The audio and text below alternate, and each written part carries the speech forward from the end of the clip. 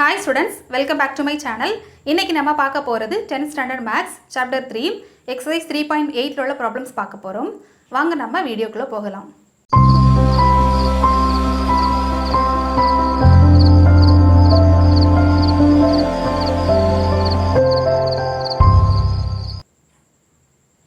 வாங்க. Exercise 3.8 பயிற்சி 3.8 find the square root of the following polynomial by division method. நம்மளோட English text புக்கில் page number 105ல கொடுத்துருக்காங்கம்மா. அதே தமிழ் புக்கில் பாருங்கள், வகுத்தல் முறையில் பின்வரும் பல்லுறுப்புக்கோவைகளின் வர்க்கமூலம் காண்க. பேஜ் நம்பர் அதாவது பக்கம் 108ல் கொடுத்துருக்காங்க. ஃபர்ஸ்ட் ஆப்ஷன் நம்ம என்னென்னு பார்க்கலாம். First எழுதிக்கோங்கம்மா, solution. தமிழ் பிள்ளைங்க வந்து தீர்வுன்னு எழுதிக்கோங்க. ஓகேம்மா, தீர்வு. ஓகே, ஃபஸ்ட் டைம் நம்ம லாங் டிவிஷன் போடலாமா? ஓகேம்மா, இப்படி போட்டுக்கலாம்.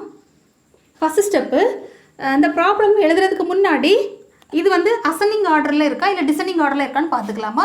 ஒன்லி அசெண்டிங் ஆர்டரில் இருக்கணும், இல்லைனா டிசெண்டிங் ஆர்டர். தமிழில் எப்படி சொல்லுவாங்கன்னா ஏறு வரிசை இறங்கு வரிசை. எதை வச்சு சொல்லுவாங்கம்மா? அந்த பவர் இருக்கு இல்லையா, இதில் x⁴ இருக்குது, அடுத்து x⁴, அடுத்து x⁴, அப்புறம் ஒரு எக்ஸு, அப்புறம் ஒரு கான்ஸ்டன்ட். இது ஆர்டராக இருக்கிறதுனால நம்ம எதுவுமே பண்ண வேண்டாம், அப்படி நம்ம எடுத்து எழுதலாம். பாருங்கள், x⁴ minus 12x³ plus 42x² minus 36x plus 9. ஓகேம்மா, ஓகே. ஃபஸ்ட்டு ஸ்டெப் என்ன பண்ணலாம்? ஃபஸ்ட்டு பாயிண்ட் என்னம்மா, இங்கே என்ன நம்பர் கொடுத்துருக்கோம் ஃபஸ்ட்டு அதை நம்ம ரூட்டில் போடலாம். Root of x⁴. x⁴, அதாவது பவரை வந்து நம்ம 2ஆல் டிவைட் பண்ணால் போதும். 2ஆல் டிவைட் பண்ணால் நம்ம வரும் root of x² into x². இப்போ 2 வந்துருச்சுன்னா நம்ம வந்து 1 நம்ம கன்சிடர் பண்ணுவோம், அதான் வந்து ஸ்கொயர் ரூட். அப்போ என்னம்மா வரும்? x². இதை நம்ம ரவுண்டு சிம்பிள் போட்டுக்கலாம். ஓகேம்மா, ரவுண்டு சிம்பிள் போட்டால் என்ன அர்த்தமா, அந்த நம்பர் அங்கே என்ன இருக்கோ அதை நம்ம இதை பாருங்கள். ஃபஸ்ட்டு பாயிண்ட் இங்கேயும் எழுதணும், இங்கேயும் எழுதணும். அப்போ எழுதலாமா? அப்போ x² இல்லையா, இங்கேயும் எழுதணும் என்னம்மா? ஓகே, நெக்ஸ்ட் ஸ்டெப்பு, இது ரெண்டையும் மல்டிப்ளை பண்ணி நம்ம இந்த இடத்துல போடலாமா? என்ன வரும்? x² இன்ட்டு x²னா x⁴. நெக்ஸ்ட் இதை லைன் போட்டுக்கலாம். நெக்ஸ்ட்டு நம்ம இதை கட் பண்ணணும்னா சைன் சேஞ்ச் பண்ணணும். ஓகேம்மா, சைன் சேஞ்ச் பண்ணால் தான் அது கட் பண்ண முடியும்.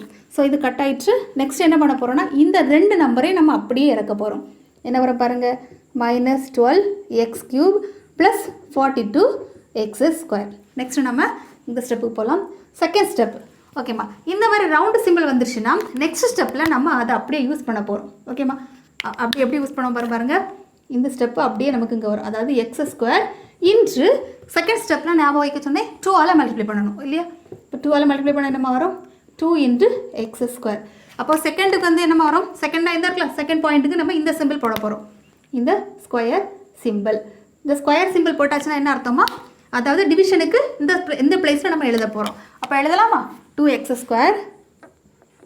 அவ்வளோதான். நெக்ஸ்ட் ஸ்டெப்பு பாருங்கம்மா, third step,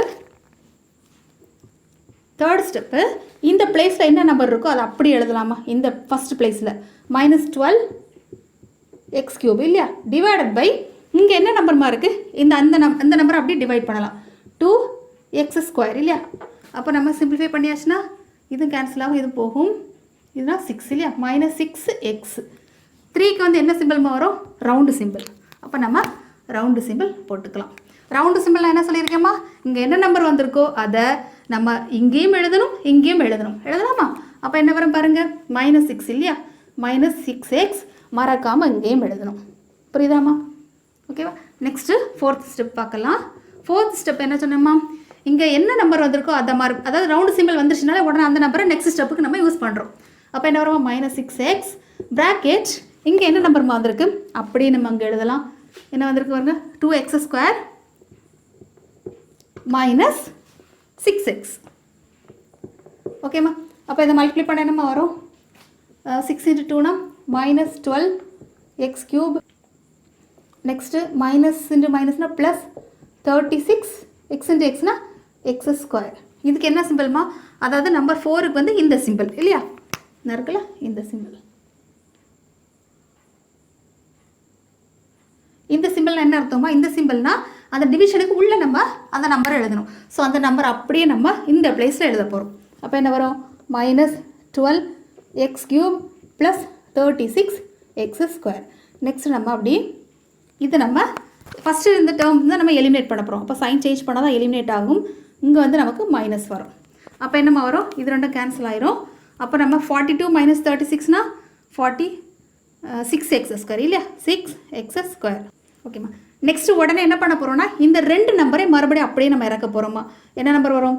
36x + 9. Okay, next step பாருங்கள், 5th ஸ்டெப்பு. நெக்ஸ்ட் ஸ்டெப் என்ன பண்ண போகிறோம்னா 2வால் இந்த நம்பர் இருக்குல்லையாம்மா, இந்த பிளேஸில் கூடிய நம்பரை வந்து அப்படியே நம்ம மல்டிப்ளை பண்ண போகிறோம். x² - 6x. இப்போ நம்ம உள்ள மல்டிப்ளை பண்ணால் என்னம்மா வரும்? 2x² - 12x இல்லையா? இதுக்கு வந்து என்ன சிம்பிள்மா?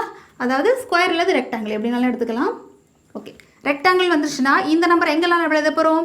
ஜஸ்ட் டிவிஷனுக்கு வெளியே தான் நம்ம எழுத போகிறோம். எழுதலாமா இந்த பிளேஸில்? அப்போ 2x² - 12x. ஓகே, கொஞ்சம் தள்ளி எழுதிக்கோங்க. ஏன்னா இது வந்து சிங்கிள், ஒரே ஒரு நம்பர் வந்திருக்கு, அடுத்து 2 நம்பர் வரும், அடுத்து 3 நம்பர், அப்படி இன்க்ரீஸ் ஆகிட்டே இருக்கும் இல்லையா? ஸோ நமக்கு இவ்வளோ ஸ்பேஸ் வேணும், பார்த்து எழுதிக்கோங்கம்மா. நெக்ஸ்ட் ஸ்டெப் என்ன பண்ண போகிறோன்னா 6th ஸ்டெப் இல்லையா? இங்கே என்ன நம்பருமா இருக்குது? அப்படியே இங்கே எழுதலாம். 6x² டிவைடட் பை இந்த இதில் ஃபஸ்ட்டு என்ன எலிமெண்ட்டுமா இருக்குது அந்த எலிமெண்ட் அப்படியே எழுதுகிறோம், 2x². இப்போ இதை நம்ம கேன்சல் பண்ணியாச்சுன்னா என்னமா வரும்? 3 வரும் இல்லையா? 3 ரவுண்டு போட்டுக்கோங்க. ஏன்னா 6th ஸ்டெப்புக்கு நமக்கு ரவுண்டு தான் வரும். இப்போ ரவுண்டு வந்துருச்சுன்னா என்ன அர்த்தம்? இந்த நம்பரை நம்ம இங்கேயும் எழுதணும், இங்கேயும் எழுதணும். எழுதலாமா? +3. இங்கே வந்து +3. நெக்ஸ்ட்டு ஃபைனல் ஸ்டெப் என்னது? ரவுண்ட் வந்துருச்சுன்னா அந்த நம்பரை நம்ம நெக்ஸ்ட் ஸ்டெப்புக்கு யூஸ் பண்ணணும் இல்லையா? அப்போ 3 (bracket) இங்கே என்ன நம்பர்மா இருக்குது? அப்படி இங்கே எழுதலாம். 2x² - 12x + 3. நெக்ஸ்ட் இதை உள்ள மல்டிப்ளை பண்ணலாம். என்ன வருமா? 6x² - 36x + 9. இப்போ இதுக்கு என்ன சிம்பிள்மா போடணும்? இந்த சிம்பிள். ஓகேம்மா. இப்போ இந்த சிம்பிள் போட்டாச்சுன்னா என்ன அர்த்தம்னா இந்த நம்பரை அப்படியே நம்ம இங்கே எழுத போகிறோம்னு அர்த்தம்.